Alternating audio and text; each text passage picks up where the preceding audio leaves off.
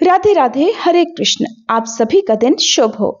आज दिनांक है 1 फरवरी, दिन है रविवार और आज है माघ मास की पूर्णिमा और इसके साथ ही आज माघ मास समाप्त हो जाएगा। पूर्णिमा तिथि आज सुबह 5:53 से शुरू होकर कल सोमवार को सुबह 3:39 पर समाप्त होगी। ब्रह्म मुहूर्त सुबह 5:34 से 6:22 तक रहेगा। सूर्योदय होगा सुबह 7:10 पर, सूर्यास्त शाम 6:10 पर होगा। राहु काल शाम 4:30 से 6 बजे तक रहेगा।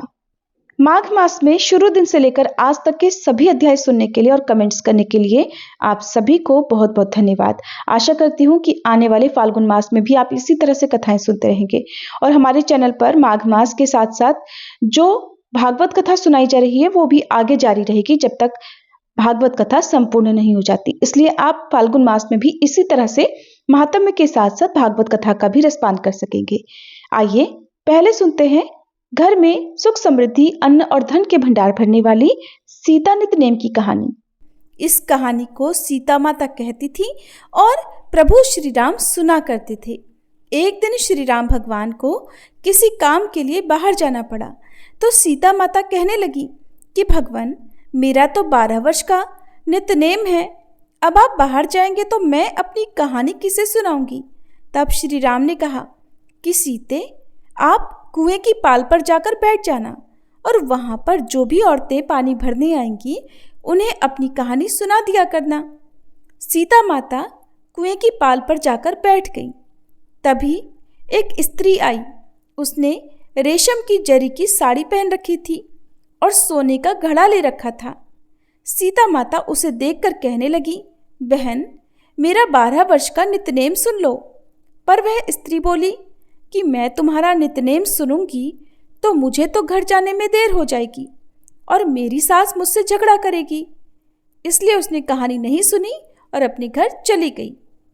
लेकिन उसके घर जाते ही उसकी रेशम जरी की साड़ी फट गई। सोने का घड़ा मिट्टी के घड़े में बदल गया। सासू ने देखा तो पूछा, अरे बहू, ये किसका दोष अपने सिर लेकर आ गई है। बहू बोली, माँ जी, कुएं पर एक औरत बैठी थी। उसने अपनी कहानी सुनने के लिए कहा, लेकिन मैंने नहीं सुनी। शायद उसी का ये फल मुझे मिला है। बहू की बात सुनकर अगले दिन वही साड़ी और वही घड़ा लेकर सास कुएं की पाल पर गई। सास को वहीं पर सीता माता बैठी मिली तो माता सीता ने कहा, बहन, मेरी कहानी सुन लीजिए। सासू बोली, एक बार छोड़, मैं तो 4 बार कहानी सुन लूंगी। तब सीता माता बोली, राम आए लक्ष्मण आए, देश के पुजारी आए, नित नेम का नेम लाए, आओ राम बैठो राम, तपी रसोई जीमो राम, माखन मिश्री खाओ राम, दूध पताशा पियो राम, सूत के पल का मोठो राम, शाल दुशाला पोठो राम, शाल दुशाला ओढ़ो राम, जब बोलूं राम ही राम, राम सवारे सबके काम, खाली घर भंडार भरेंगे, सबका बेड़ा पार करेंगे। श्री राम जय जय राम। सासू बोली, बहन, कहानी तो बहुत अच्छी लगी। फिर कहानी सुनकर सासू घर चली गई और उसकी साड़ी फिर से रेशम जरी की बन गई। मिट्टी का घड़ा भी फिर वापस से सोने के घड़े में बदल गया। बहू ने देखा तो कहने लगी, सासू माँ, आपने ये सब कैसे किया। सासू बोली, बहू, तू दोष लगाकर आई थी और मैं अब दोष उतार कर आ रही हूँ। बहू ने पूछा कि माँ जी, वह कुएं वाली स्त्री कौन है। सासू ने बताया कि वह तो सीता माता थी। वो पुराने से नया कर देती हैं, खाली घर में भंडार भर देती हैं। वह लक्ष्मी जी का वास घर में कर देती हैं और मनुष्य की जो भी इच्छा हो उसे पूर्ण कर देती हैं। बहू बोली, माँ जी, फिर तो ऐसी कहानी मुझे भी सुना दो। सास बोली कि ठीक है, तुम भी सुनो। फिर सास ने कहानी शुरू की। राम आए लक्ष्मण आए, देश के पुजारी आए, नित नेम का नेम लाए, आओ राम बैठो राम, तपी रसोई जीमो राम, माखन मिश्री खाओ राम, दूध बताशा पियो राम, सूत के पल का मोठो राम, शाल दुशाला पोठो राम, शाल दुशाला ओढ़ो राम, जब बोलूं राम ही राम, राम सवारे सबके काम, खाली घर भंडार भरेंगे, सबका बेड़ा पार करेंगे, बोलो श्री राम, जय जय राम। कहानी सुनकर बहू बोली, माँ जी कहानी तो बहुत अच्छी है। सासू ने कहा, ठीक है, अब से हम इस कहानी को रोज किया करेंगे। अब सास बहू रोज सवेरे उठती, नहाती धोती और पूजा करने के बाद नित्य नेम की सीता माता की कहानी कहती। एक दिन की बात है, उनके यहाँ पड़ोस की एक औरत आई और बोली कि बहन जरा सी आँच तो देना। तो बहू बोली कि आँच तो अभी हमने जलाई ही नहीं। पड़ोसन बोली, तो फिर तुम सुबह 4 बजे से उठकर क्या कर रही हो? तो उन्होंने कहा कि हम तो सुबह सुबह उठकर पूजा करते हैं, फिर सीता माता की नित्य नेम की कहानी कहते हैं। पड़ोसन ने उनकी बात सुनकर फिर कहा कि सीता माता की कहानी कहने से तुम्हें क्या मिला? तब वे दोनों बोली कि सीता माता की कहानी कहने से घर में भंडार भर जाते हैं, सारे काम पूर्ण हो जाते हैं, मन की इच्छा भी पूरी होती है। पड़ोसन ने कहा, बहन अगर ऐसा है तब तो फिर मुझे भी कहानी सुना दो। तब बहू बोली कि ठीक है, तुम भी ये कहानी सुन लो।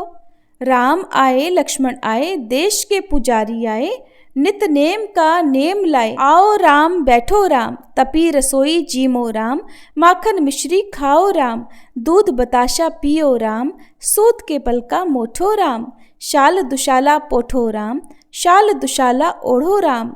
जब बोलू राम ही राम, राम सवारे सबके काम, खाली घर भंडार भरेंगे, सबका बेड़ा पार करेंगे, श्री राम जय जय राम। पड़ोसन ने इस कहानी को सुना तो कहने लगी, बहन कहानी तो बहुत अच्छी लगी। अब वह पड़ोसन भी नित्यनेम सीता माता की कहानी कहने लगी। कहानी कहने से सीता माता ने पड़ोसन के भी धन के भंडार भर दिए। देखते ही देखते अब तो पूरे मोहल्ले में नित्यनेम की कथा चल पड़ी और हर किसी की मनोकामना पूर्ण होने लगी। हे सीता माता, जैसे आपने उन सभी के भंडार भरे, वैसे ही हमारे भी भरना। कहानी कहने वाले, सुनने वाले और हुंकार भरने वाले सबके भरना। सभी प्रेम से बोलिए, सीता मैया की जय। प्रिय श्रोताओं, क्योंकि माघ मास महात्म्य में केवल 28 ही अध्याय थे जो कि आप इससे पहले की वीडियोस में सुन चुके हैं, अब सुनिए आज की भागवत कथा। श्री सुखदेव जी कहते हैं, पिता प्रिव्रत के इस प्रकार तपस्या में संलग्न हो जाने पर राजा आग्नेत्र उनकी आज्ञा का अनुसरण करते हुए जम्बू द्वीप की प्रजा का धर्मानुसार पुत्रवत पालन करने लगे। एक बार पितृलोक की कामना से सत्पुत्र प्राप्ति के लिए पूजा की सब सामग्री जुटाकर सुर सुंदरियों के क्रीड़ा स्थल मंद्राचल की एक घाटी में वे गए और तपस्या में तत्पर होकर एकाग्र मन से प्रजापतियों के पति श्री ब्रह्मा जी की आराधना करने लगे। आदिदेव भगवान श्री ब्रह्मा जी ने उनकी अभिलाषा जान ली, अतः अपनी सभा की गायिका पूर्व चित्ती नाम की अप्सरा को उनके पास भेज दिया। आग्नेत्र जी के आश्रम के पास एक अति रमणीय उपवन था। वह अप्सरा उसी में विचरण करने लगी। उस उपवन में तरह तरह के सघन तरुवरों की शाखाएं फैली हुई थी। उन पर बैठे हुए मयूर आदि कई प्रकार के स्थलचारी पक्षियों के जोड़े अपनी सुमधुर बोली बोल रहे थे। उनकी षड्जादी स्वरयुक्त ध्वनि सुनकर सचेत हुए जल कुक्कुट, कारंडव और कलहंस आदि जल पक्षी भांति भांति से गूंजने लगे थे, जिससे वहां के कमलवन से सुशोभित निर्मल सरोवर भी गूंजने लगते थे। पूर्व चित्ती की विलासपूर्ण सुललित गतिविधि और पाद विन्यास की शैली से पद पद पर उसके चरण नुपुरों की झनकार हो उठती थी। उसकी मनोहर ध्वनि सुनकर राजकुमार आग्नेत्र ने समाधि योग के द्वारा मुदे हुए अपने कमल कली के समान सुंदर नेत्रों को कुछ कुछ खोलकर देखा तो पास ही उन्हें वह अप्सरा दिखाई दी और वह अप्सरा भ्रमरी के समान एक एक फूल के पास जाकर उसे सूंघती थी तथा देवता और मनुष्यों के मन और नयनों को आह्लादित करने वाली अपनी विलासपूर्ण गति, क्रीड़ा, चापल्य, लज्जा और विनय युक्त चितवन, सुमधुर वाणी तथा मनोहर अंग अवयवों से पुरुषों के हृदय में कामदेव के प्रवेश के लिए एक द्वार सा बना देती थी। जब वह हंस हंसकर बोलने लगती तो ऐसा लगता मानो उसके मुख से अमृतमय मादक मधु झर रहा हो। उसके निश्वास की गंध से मदांध होकर भौरे उसके मुख कमल को घेर लेते तब वह उनसे बचने के लिए जल्दी जल्दी पैर उठाकर चलती तो उसके कुछ कलश, वेणी और करधनी हिलने से बड़े ही सुहावने लगते। ये सब देखने से भगवान कामदेव को अग्निध्र के हृदय में प्रवेश करने का अवसर मिल गया और वे उनके अधीन होकर उसे प्रसन्न करने के लिए पागलों की भांति इस प्रकार कहने लगे कि हे मुनिवर्य, तुम कौन हो? इस पर्वत पर तुम क्या करना चाहते हो? तुम परम पुरुष श्री नारायण की कोई माया तो नहीं हो? और भौहों की तरह संकेत करके कहने लगी, हे सखे, तुमने ये बिना डोरी के 2 धनुष क्यों धारण कर रखे हैं? क्या इनसे तुम्हारा कोई अपना प्रयोजन है, अथवा इस संसारण्य में मुझ जैसे मतवाले मृगों का शिकार करना चाहते हो? कटाक्षों को लक्ष्य करके कहने लगे, तुम्हारे ये 2 बाण तो बड़े सुंदर और पैने हैं। अहो, इनके कमल दल के पंख हैं, देखने में बड़े शांत हैं और हैं भी पंखहीन। यहाँ वन में विचरते हुए तुम इन्हें किस पर छोड़ना चाहते हो? यहाँ तुम्हारा कोई सामना करने वाला दिखाई नहीं देता। तुम्हारा ये पराक्रम हम जैसे जड़ बुद्धियों के लिए तो कल्याणकारी हो। चारों ओर घूमते हुए भौरों की ओर देखकर कहने लगी, हे भगवान, तुम्हारे चारों ओर जो ये शिष्यगण अध्ययन कर रहे हैं, ये तो निरंतर रहस्य युक्त सामगान करते हुए मानो भगवान की स्तुति कर रहे हैं। और ऋषिगण जैसे वेद की शाखाओं का अनुसरण करते हैं, उसी प्रकार ये सब तुम्हारी चोटी से झड़े हुए पुष्पों का सेवन कर रहे हैं। नुपुरों की ओर संकेत करते हुए कहने लगे, हे ब्राह्मण, तुम्हारे चरण रूप पिंजड़ों में जो तीतर बंद है, उनका शब्द तो सुनाई देता है, परंतु रूप देखने में नहीं आता। करधनी सहित पीली साड़ी में अंग की कांति की उत्प्रेक्षा कर कहने लगे, तुम्हारे नितंबों पर ये कदम्ब कुसुमों की सी आभा कहां से आ गई? इनके ऊपर तो अंगारों का मंडल सा भी दिखाई देता है, किंतु तुम्हारा वल्कल वस्त्र कहाँ है? कुमकुम मंडित कूंचों की ओर लक्ष्य करके कहा, हे द्विजवर, तुम्हारे इन दोनों सुंदर सींगों में क्या भरा हुआ है? अवश्य ही इनमें बड़े अमूल्य रत्न भरे हुए हैं। इसी से तो तुम्हारा मध्य भाग इतना क्रश होने पर भी तुम इनका बोझ ढो रहे हो। यहाँ जाकर तो मेरी ओर दृष्टि भी मानो रुक गई हो। और सुभग, इन सींगों पर तो तुमने ये लाल लाल लेप सा क्या लगा रखा है? इसकी गंध से तो मेरा सारा आश्रम महक उठा है। हे मित्रवर, मुझे तो तुम अपना देश दिखा दो, जहाँ के निवासी अपने वक्ष स्थल पर ऐसे अद्भुत अवयव धारण करते हैं जिन्होंने हमारे जैसे प्राणियों के चित्तों को क्षुब्ध कर रखा है, तथा मुख में विचित्र हाव भाव, सरस भाषण और अधरामृत जैसी अनूठी वस्तुएं रखते हैं। हे प्रियवर, तुम्हारा भोजन क्या है जिसको खाने से तुम्हारे मुख से हवन सामग्री की सी सुगंध फैल रही है? मालूम होता है तुम कोई विष्णु भगवान की कला ही हो। इसीलिए तो तुम्हारे कानों में कभी पलक न मारने वाले मकर के आकार के 2 कुंडल भी हैं। तुम्हारा मुख एक सुंदर सरोवर के समान लग रहा है। उसमें तुम्हारे चंचल ये 2 नेत्र भय से कांपती हुई मछलियों के समान, दंत पंक्ति हंसों के समान और घुंघराली अलकावली भौरों के समान शोभायमान है। तुम जब अपने करकमलों से थपकी मार इस गेंद को उछालते हो, तब ये दिशा विदिशाओं में जाती हुई मेरे नेत्रों को तो चंचल कर ही देती है, साथ साथ मेरे मन में भी खलबली पैदा कर देती है। तुम्हारा ये बांका जटाजूट खुल गया है, तुम इसे संभालते क्यों नहीं? अरे, ये धूर्त वायु कैसा दुष्ट है जो बार बार तुम्हारी नीवी वस्त्र को उड़ा देता है। हे तपोधन, तपस्वियों के तप को भ्रष्ट करने वाला ये अनूप रूप तुमने किस तप के प्रभाव से धारण किया हुआ है? मित्र, आओ कुछ दिन मेरे साथ रहकर तपस्या करो। या कहीं ऐसा तो नहीं कि विश्व विस्तार की इच्छा से श्री ब्रह्मा जी ने ही तो मुझ पर कृपा नहीं कर दी है? सचमुच तुम ब्रह्मा जी की ही प्यारी देन हो। अब मैं तुम्हें नहीं छोड़ सकता। तुमने तो मेरे मन और नयन ऐसे उलझ गए हैं कि कहीं अन्यत्र जाना ही नहीं चाहते। सुंदर सींगों वाली, तुम्हारा जहां मन हो मुझे भी वहां ले चलो। मैं तो तुम्हारा अनुचर बन गया हूं और तुम्हारी ये मंगलमयी सखियां भी अब हमारे साथ ही रहें। श्री सुखदेव जी कहते हैं, हे राजन, आग्नेत्र देवताओं के समान बुद्धिमान और स्त्रियों को प्रसन्न करने में बड़े कुशल थे, और उन्होंने इसी प्रकार की रति चातुर्यमयी मीठी मीठी बातों से उस अप्सरा को भी प्रसन्न कर लिया। वीर समाज में अग्रगण्य आग्नेत्र की बुद्धि, शील, रूप, अवस्था, लक्ष्मी और उदारता से आकर्षित होकर वह उन जम्बू द्वीप अधिपति के साथ कई हजार वर्षों तक पृथ्वी और स्वर्ग के भोग भोगती रही। इसके पश्चात नृपवर आग्नेत्र ने उसके गर्भ से नाभि, किमपुरुष, हरिवर्ष, इलावृत, रम्यक, हिरण्यम, कुरु, भद्राश और केतुमाल नाम के 9 पुत्र उत्पन्न किए। और इस तरह 9 वर्षों में हर वर्ष एक के क्रम से 9 पुत्र उत्पन्न कर पूर्व चित्ती उन्हें राजभवन में ही छोड़कर फिर ब्रह्मा जी की सेवा में उपस्थित हो गई। ये आग्नेत्र के पुत्र माता के अनुग्रह से ही स्वभाव से ही सुडौल और सबल शरीर वाले थे।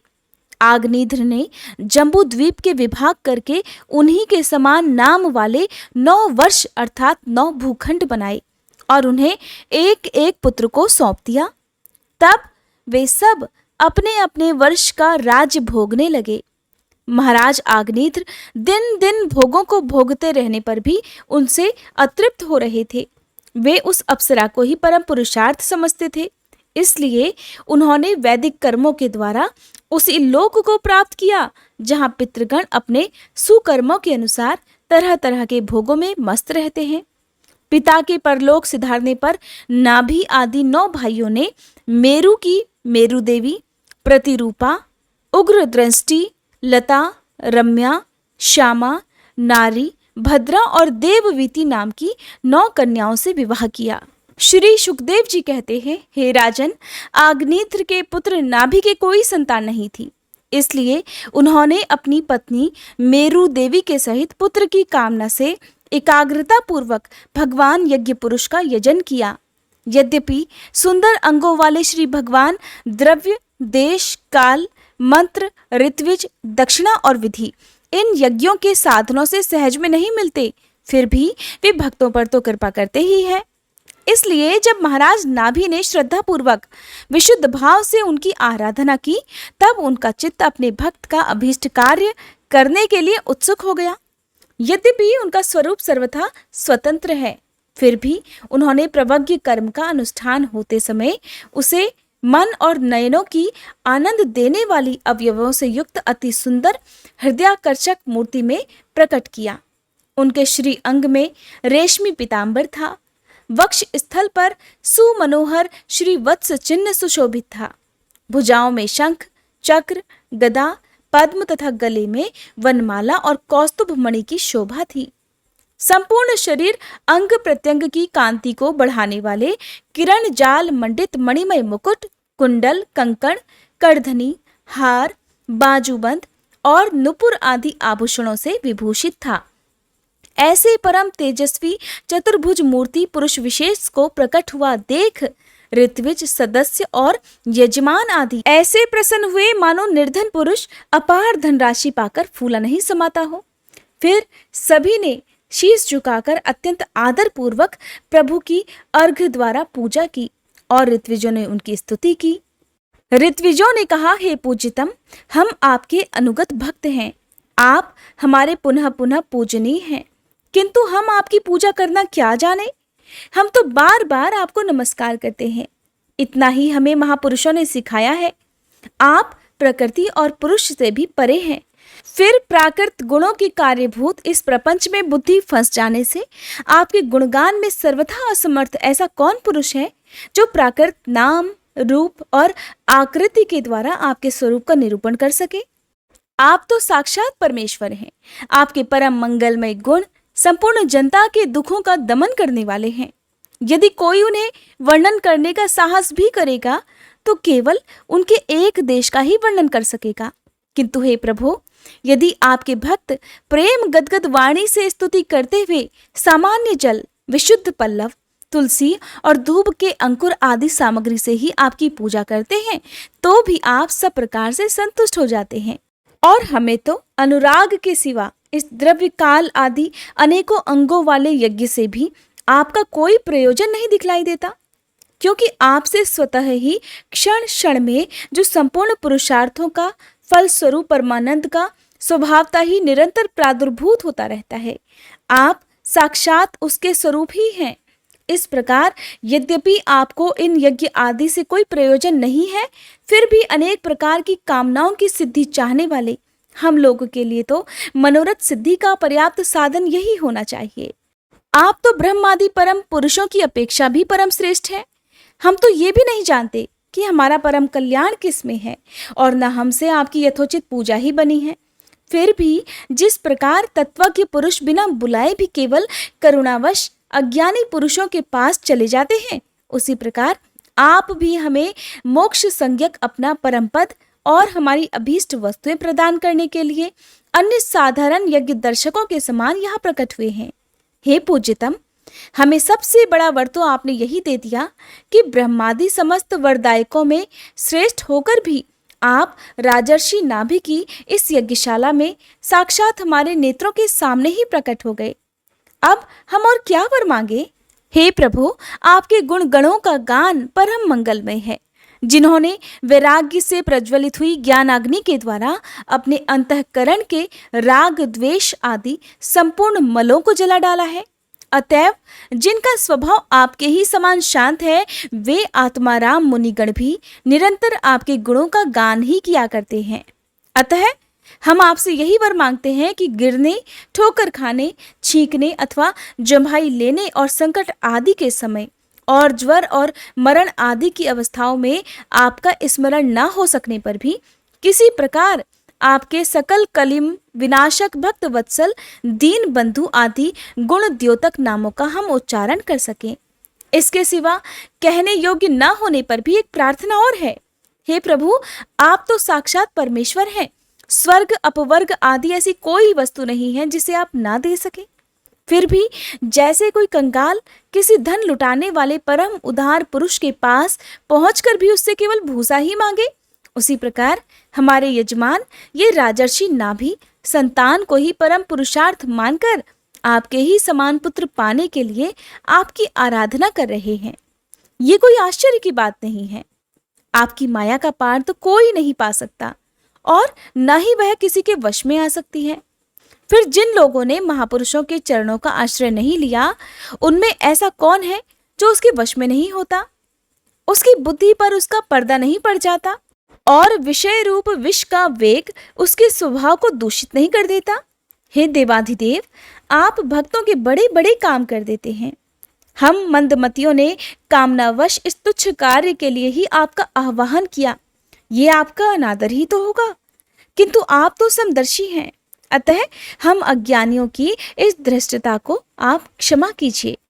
श्री सुखदेव जी कहते हैं, हे राजन, वर्षाधिपति नाभि के पूज्य ऋत्विजों ने प्रभु के चरणों की वंदना करके जब पूर्वोक्त स्तोत्र से स्तुति की, तब देव श्रेष्ठ श्री हरि ने करुणावश इस प्रकार कहा।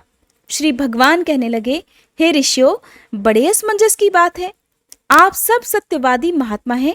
आपने मुझसे ये बड़ा दुर्लभ वर मांगा है कि राजर्षि नाभि मेरे समान पुत्र हों। हे मुनियों, मेरे समान तो केवल मैं ही हूँ, क्योंकि मैं अद्वितीय हूँ।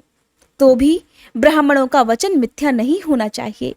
द्विजकुल मेरा ही तो मुख है, इसलिए मैं स्वयं ही अपनी अंश कला से आग्निध्र नंदन नाभि के यहाँ अवतार लूंगा, क्योंकि अपने समान मुझे और कोई दिखाई ही नहीं देता।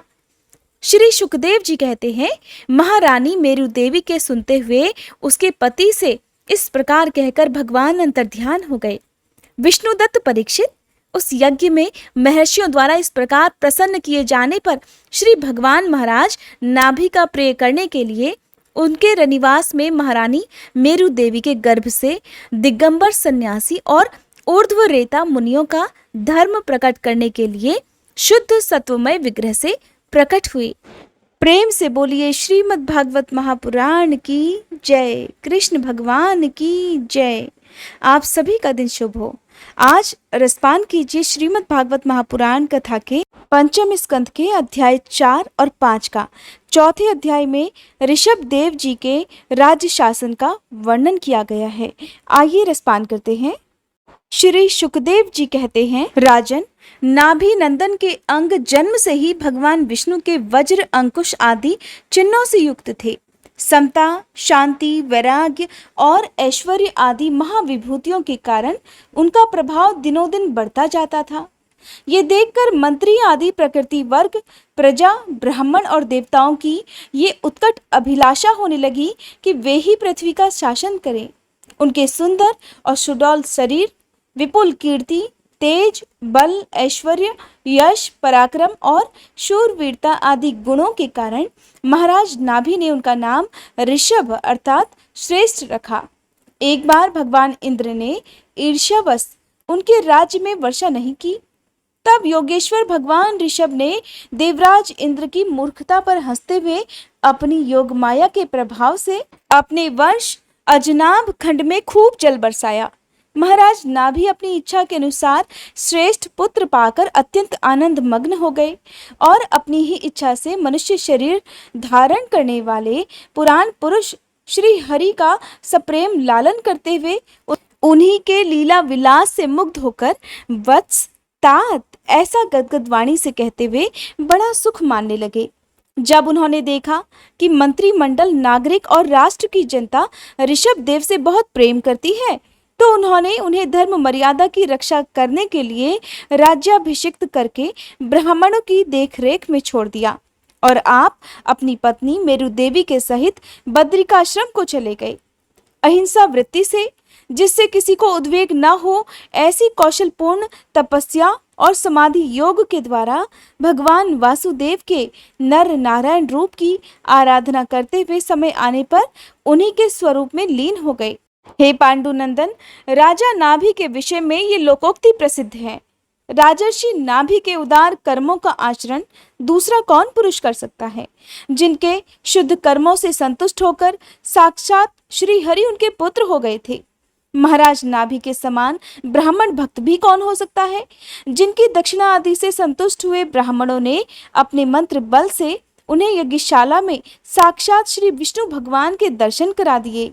भगवान ऋषभदेव ने अपने देश अजनाभ खंड को कर्म भूमि मानकर लोक संग्रह के लिए कुछ काल गुरुकुल में वास किया।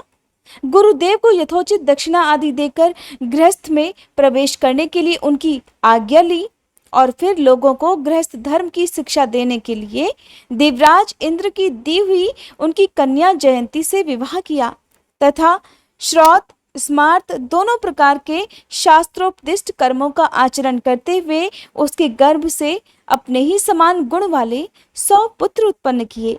उनमें महायोगी भरत जी सबसे बड़े और सबसे अधिक गुणवान थे और उन्हीं के नाम से लोग इस अजनाभ खंड को भारतवर्ष कहने लगे। उनसे छोटे कुशावर्त, इलावर्त, ब्रह्मावर्त, मलय, केतु, भद्रसेन, इंद्रस्पर्क, विदर्भ और कीकट, ये 9 राजकुमार शेष 90 भाइयों से बड़े और श्रेष्ठ थे। उनसे छोटे कवि, हरि, अंतरिक्ष, प्रबुद्ध, पिप्पलायन, आर्विहोत्र, द्रुमिल, चमस और करभाजन, ये 9 राजकुमार भागवत धर्म का प्रचार करने वाले बड़े भगवत भक्त थे। भगवान की महिमा से महिमान्वित और परम शांति से पूर्ण इनका पवित्र चरित्र हम नारद वसुदेव संवाद के प्रसंग से आगे अर्थात 11 स्कंध में कहेंगे। इनसे छोटे जयंती के 81 पुत्र अपने पिता की आज्ञा का पालन करने वाले अति विनीत महान वेदज्ञ और निरंतर यज्ञ करने वाले थे। वे पुण्य कर्मों का अनुष्ठान करने से शुद्ध होकर ब्राह्मण हो गए थे। भगवान ऋषभदेव यद्यपि परम स्वतंत्र होने के कारण स्वयं सर्वदा ही सब प्रकार की अनर्थ परंपरा से रहित केवल आनंदानुभव स्वरूप और साक्षात ईश्वर ही थे, तब भी अज्ञानियों के समान कर्म करते हुए उन्होंने काल के अनुसार प्राप्त धर्म का आचरण करके उसका तत्व न जानने वाले लोगों को उसकी शिक्षा दी। साथ ही सम, शांत, सुहृद और कारुणिक रहकर धर्म, अर्थ, यश और संतान, भोग, सुख और मोक्ष का संग्रह करते हुए गृहस्थ आश्रम में लोगों को नियमित किया। महापुरुष जैसा जैसा आचरण करते हैं दूसरे लोग उसी का अनुकरण करने लगते हैं। यद्यपि वे सभी धर्मों के सार रूप वेद के गूढ़ रहस्य को जानते थे, तो भी ब्राह्मणों की बतलाई हुई विधि से साम, दान आदि नीति के अनुसार ही जनता का पालन करते थे। उन्होंने शास्त्र और ब्राह्मणों के उपदेशानुसार भिन्न भिन्न देवताओं के उद्देश्य से द्रव्य, देश, काल, आयु, श्रद्धा और ऋत्विज आदि से सुसंपन्न सभी प्रकार के 100 यज्ञ किए। भगवान ऋषभदेव के शासन काल में इस देश का कोई भी पुरुष अपने लिए किसी से भी अपने प्रभु के प्रति दिन दिन बढ़ने वाले अनुराग के सिवा और किसी वस्तु की कभी इच्छा ही नहीं करता था। और यही नहीं, आकाश कुसुम आदि अविद्यमान वस्तु की भांति कोई किसी की वस्तु की ओर दृष्टिपात भी नहीं करता था। एक बार भगवान ऋषभदेव घूमते घूमते ब्रह्मावर्त देश में जा पहुंचे। वहां बड़े बड़े ब्रह्मर्षियों की सभा में उन्होंने प्रजा के सामने ही अपने समाहित चित्त तथा विनय और प्रेम के भार से सुसंयत पुत्रों को शिक्षा देने के लिए इस प्रकार कहा। ऋषभदेव जी ने कहा, हे पुत्रों, इस मर्त्य लोक में ये मनुष्य शरीर दुखमय विषय भोग प्राप्त करने के लिए ही नहीं है। ये भोग तो विष्ठा भोजी सूकर कुकर आदि को भी मिलते ही है। इस शरीर से दिव्य तप ही करना चाहिए, जिससे अंतःकरण शुद्ध हो, क्योंकि इसी से अनंत ब्रह्मानंद की प्राप्ति होती है। शास्त्रों ने महापुरुषों की सेवा को मुक्ति का और स्त्री संगी कामियों के संग को नरक का द्वार बताया है। महापुरुष वे ही हैं जो समान चित्त, परम शांत, क्रोधहीन, सबके हितचिंतक और सदाचार संपन्न हो, अथवा मुझ परमात्मा के प्रेम को ही जो एकमात्र पुरुषार्थ मानते हो। केवल विषयों की ही चर्चा करने वाले लोगों में तथा स्त्री, पुत्र और धन आदि सामग्रियों से संपन्न घरों में जिनकी अरुचि हो और जो लौकिक कार्यों में केवल शरीर निर्वाह के लिए ही प्रवृत्त होते हो। मनुष्य अवश्य प्रमादवश कुकर्म करने लगता है। उसकी वह प्रवृत्ति इंद्रियों को तृप्त करने के लिए ही होती है, लेकिन मैं इसे अच्छा नहीं समझता, क्योंकि इसी के कारण आत्मा को ये असत और दुखदायक शरीर प्राप्त होता है। जब तक जीव को आत्म तत्व की जिज्ञासा नहीं होती, तभी तक अज्ञानवश देह आदि के द्वारा उसका स्वरूप छिपा रहता है, और जब तक ये लौकिक वैदिक कर्मों में फंसा रहता है, तब तक मन में कर्म की वासनाएं भी बनी रहती हैं, और इन्हीं से देह बंधन की प्राप्ति होती है। इस प्रकार अविद्या के द्वारा आत्मस्वरूप के ढक जाने से कर्म वासनाओं के वशीभूत हुआ चित्त मनुष्य को फिर कर्मों में ही प्रवृत्त करता है। अतः जब तक उसको मुझ वासुदेव में प्रीति नहीं होती, तब तक वह देव बंधन से छूट ही नहीं सकता। स्वार्थ में पागल जीव जब तक विवेक दृष्टि का आश्रय लेकर इंद्रियों की चेष्टाओं को मिथ्या नहीं देखता, तब तक आत्मस्वरूप की स्मृति खो बैठने के कारण वह अज्ञानवश विषय प्रधान ग्रह आदि में आसक्त ही रहता है और तरह तरह के क्लेश उठाता रहता है। स्त्री और पुरुष इन दोनों का जो परस्पर दाम्पत्य भाव है, इसी को पंडित जन उनके हृदय की दूसरी स्थूल और दुर्भेद्य ग्रंथि कहते हैं। देहाभिमान रूपी एक एक सूक्ष्म ग्रंथि तो उनमें अलग अलग पहले से ही है। इसी के कारण जीव को देहेंद्रिय आदि की अतिरिक्त घर, खेत, पुत्र, स्वजन और धन आदि में भी मैं और मेरेपन का मोह हो जाता है। जिस समय कर्म वासनाओं के कारण पड़ी हुई उसकी यह दृढ़ हृदय ग्रंथि ढीली हो जाती है, उसी समय ये दाम्पत्य भाव से निवृत्त हो जाता है और संसार के हेतुभूत अहंकार को त्याग कर सभी प्रकार के बंधनों से मुक्त होकर परम पद को प्राप्त कर लेता है। हे पुत्रों, संसार सागर से पार होने में कुशल तथा धैर्य, उद्यम और सत्वगुण विशिष्ट पुरुष को चाहिए कि सबके आत्मा और गुरु स्वरूप मुझ भगवान में भक्ति भाव रखने से, मेरे परायण रहने से, तृष्णा के त्याग से, सुख दुख आदि द्वंद्वों के सहने से जीव को सभी योनियों में दुख ही उठाना पड़ता है। इस विचार से, तत्व जिज्ञासा से, तप से, सकाम कर्म के त्याग से, मेरे ही लिए कर्म करने से, मेरी कथाओं का नित्य प्रति श्रवण करने से, मेरे भक्तों के संग और मेरे गुणों के कीर्तन से, वैर त्याग से, समता से, शांति से और शरीर तथा घर आदि में मैं मेरेपन के भाव को त्यागने की इच्छा से, अध्यात्म शास्त्र के अनुशीलन से, एकांत सेवन से, प्राण, इंद्रिय और मन के संयम से, शास्त्र और सत्पुरुषों के वचन में यथार्थ बुद्धि रखने से, पूर्ण ब्रह्मचर्य से, कर्तव्य कर्मों में निरंतर सावधान रहने से, वाणी के संयम से और सर्वत्र मेरी ही सत्ता देखने से, योग साधन से अहंकार रूप अपने लिंग शरीर को लीन दे मनुष्य को चाहिए। योग साधन से अहंकार रूप अपने लिंग शरीर को लीन कर दे।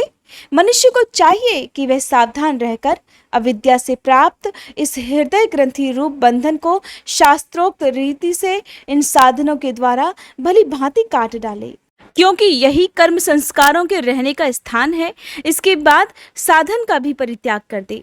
जिसको मेरे लोक की इच्छा हो अथवा जो मेरे अनुग्रह की प्राप्ति को ही परम पुरुषार्थ मानता हो, वह राजा हो तो अपनी अबोध प्रजा को, गुरु अपने शिष्यों को और पिता अपने पुत्रों को ऐसी ही शिक्षा दे।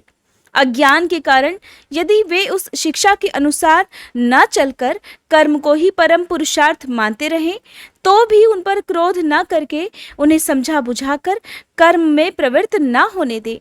उन्हें विषयासक्ति युक्त काम्य कर्मों में लगाना तो ऐसा ही है जैसे किसी अंधे मनुष्य को जानबूझकर गड्ढे में ढकेल देना। इससे भला किस पुरुषार्थ की सिद्धि हो सकती है? अपना सच्चा कल्याण किस बात में है, इसको लोग नहीं जानते। इसी से वे तरह तरह की भोग कामनाओं में फंसकर तुच्छ क्षणिक सुख के लिए आपस में बैर ठान लेते हैं और फिर निरंतर विषय भोगों के लिए ही प्रयास करते रहते हैं। वे मूर्ख इस बात पर कुछ भी विचार नहीं करते कि किस वैर विरोध के कारण नरक आदि अनंत घोर दुखों की प्राप्ति हो जाएगी।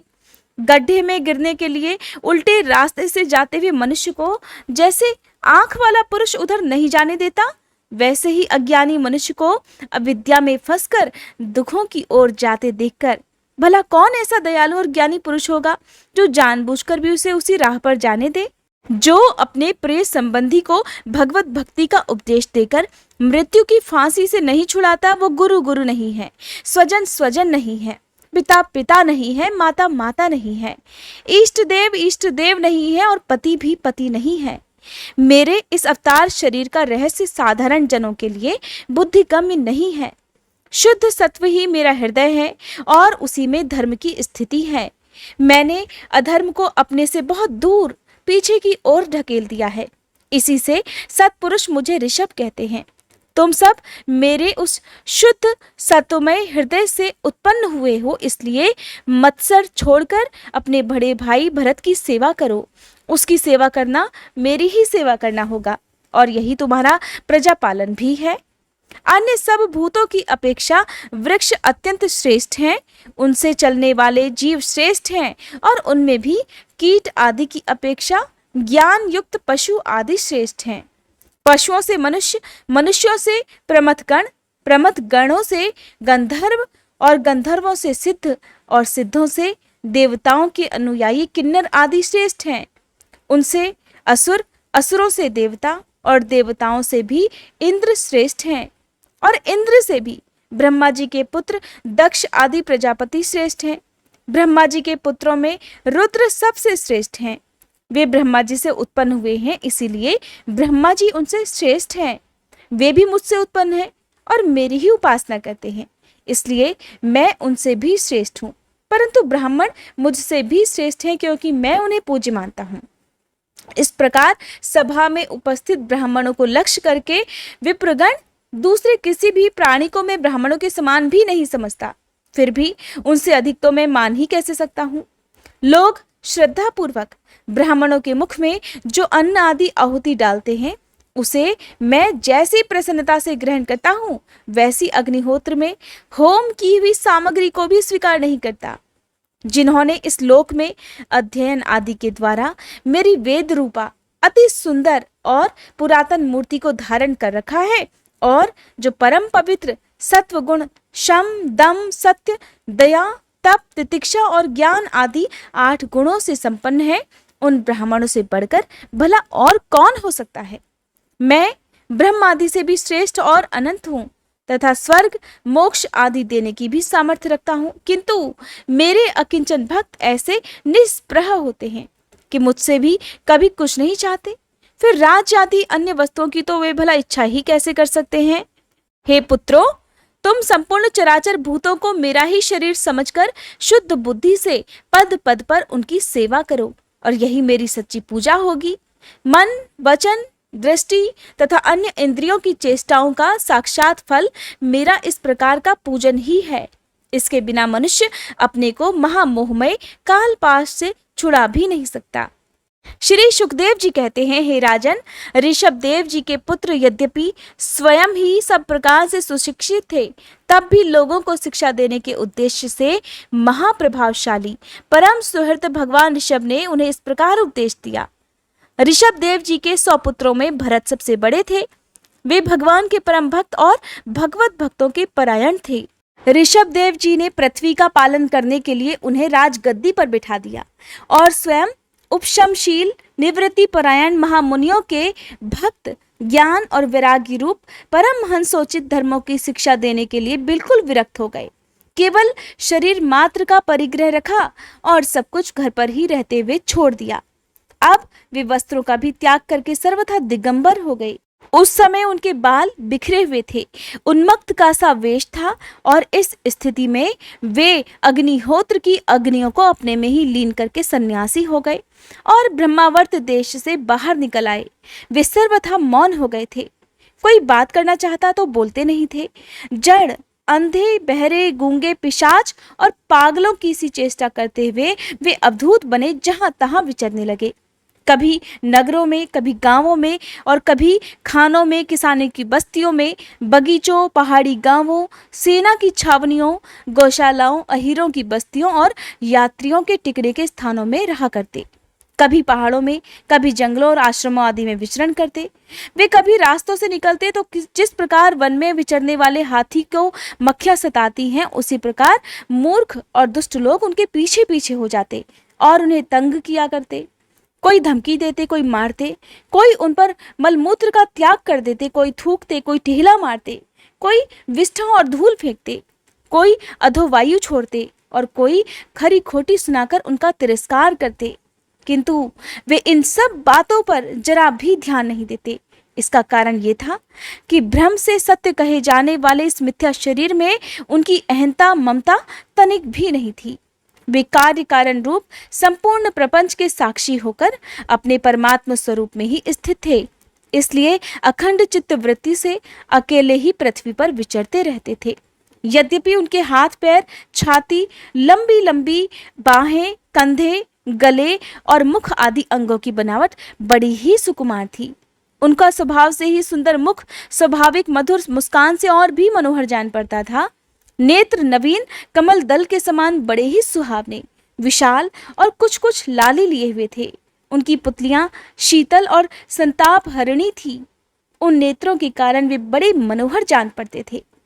कपोल, कान और नासिका छोटे बड़े ना होकर एक समान और सुंदर थे तथा उनके अस्फुष्ट हाथ से युक्त मनोहर मुखार बिंद की शोभा को देखकर पुर नारियों के चित्त में कामदेव का संचार हो जाता था। तथापि उनके मुख के आगे जो भूरे रंग की लंबी लंबी घुंघराली लटें लटकी रहती, उनके महान भार और अवधूतों के समान धूली धूसरित देह के कारण वे गृहस्थ मनुष्य के समान जान पड़ते थे। जब भगवान ऋषभ देव ने देखा कि ये जनता योग साधन में विघ्न रूप है और इससे बचने का उपाय विभत्स वृत्ति से रहना ही है, तब उन्होंने अजगर वृत्ति धारण कर ली। अब वे लेटे ही लेटे खाने, पीने, चबाने और मलमूत्र का त्याग करने लगे। वे अपने त्यागे हुए मल में लोट लोट कर शरीर को उससे सान लेते, किंतु उनके मल में दुर्गंध नहीं थी, बड़ी सुगंध थी और वायु उस सुगंध को लेकर उनके चारों ओर 10 योजन तक सारे देश को सुगंधित कर देती थी। इस प्रकार गौवें, मृग और काक आदि की वृत्तियों को स्वीकार कर वे उन्हीं के समान कभी चलते हुए, कभी खड़े खड़े, कभी बैठे हुए और कभी कभी लेटे लेटे ही खाने पीने और मलमूत्र का त्याग करने लगते थे। हे राजा परीक्षित, परमहंसों को त्याग के आदर्श की शिक्षा देने के लिए इस प्रकार मोक्षपति भगवान ऋषभ देव ने कई तरह की योगचर्याओं का आचरण किया। वे निरंतर सर्वश्रेष्ठ महान आनंद का अनुभव करते रहते थे। उनकी दृष्टि में निरुपाधिक रूप से संपूर्ण प्राणियों की आत्मा अपने आत्मस्वरूप भगवान वासुदेव से किसी प्रकार का कोई भेद नहीं था। इसलिए उनके सभी पुरुषार्थ पूर्ण हो चुके थे।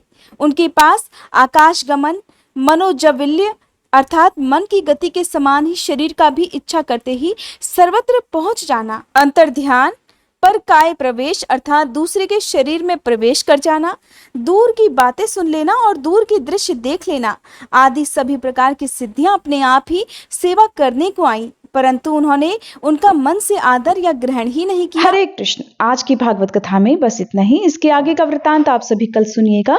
अब सुनिए लप्सी और तपसी की कहानी। एक बार एक लप्सी था, एक तपसी था। तपसी हमेशा भगवान की तपस्या में लीन रहता था। लप्सी रोजाना सवा सेर की लापसी बनाकर भगवान को भोग लगाकर जीम लेता था। एक दिन वे दोनों आपस में झगड़ा करने लगे। तपसी बोला, मैं रोज भगवान की तपस्या करता हूँ, इसलिए मैं बड़ा हूँ। लप्सी बोला, मैं रोज भगवान को सवा सेर लापसी का भोग लगाता हूँ, इसलिए मैं बड़ा हूँ। नारद जी वहां से गुजर रहे थे। दोनों को झगड़ा करता देख उनसे पूछा कि तुम दोनों झगड़ा क्यों कर रहे हो। तब लप्सी ने खुद को बड़ा होने का कारण बताया और तपसी ने भी खुद को बड़ा होने का कारण नारद जी को बताया। सुनकर नारद जी बोले, तुम्हारा फैसला तो मैं कर दूंगा। दूसरे दिन लप्सी और तपसी स्नान कर अपनी रोज की भक्ति करने आए तो नारद जी ने छुपकर 1.25 करोड़ की एक एक अंगूठी उन दोनों के आगे रख दी। तपसी की नजर जब अंगूठी पर पड़ी तो उसने चुपचाप अंगूठी उठाकर अपने नीचे दबा ली। उधर लप्सी की नजर भी अंगूठी पर पड़ी, लेकिन उसने ध्यान नहीं दिया और भगवान को भोग लगाकर लापसी खाने लगा। नारद जी जब सामने आए तो दोनों ने पूछा, बताइए नारद जी, हम दोनों में से कौन बड़ा है। तब नारद जी ने तपसी से खड़ा होने को कहा।